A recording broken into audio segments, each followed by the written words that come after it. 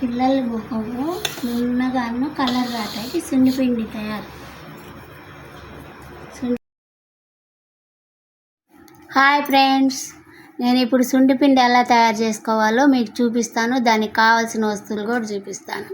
దానికి కావాల్సిన వస్తువులు: పెసలు, నిమ్మ తొక్కలు, ఆరెంజ్ తొక్కలు, వేపాకు, గులాబీ పూలు, తులసి ఆకులు, ఉలవలు, కుంకుమ పువ్వు, ముడి బియ్యం, వట్టివేళ్ళు, పెద్ద ఉసిరికాయ ముక్కలు, కస్తూరి పసుపు, తుంగమస్తలు, గండకర్పూరాలు మొత్తం కలిపి ఎండబెట్టుకొని మరబట్టించుకొని పెద్దవాళ్ళు కానీ చిన్నోళ్ళు కానీ ఎవరైనా సరే రాసుకుంటే మొహం నున్నగా వచ్చి కలర్ వస్తారు.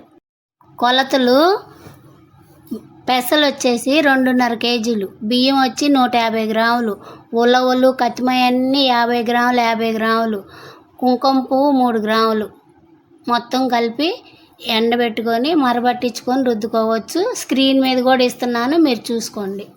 Bye bye.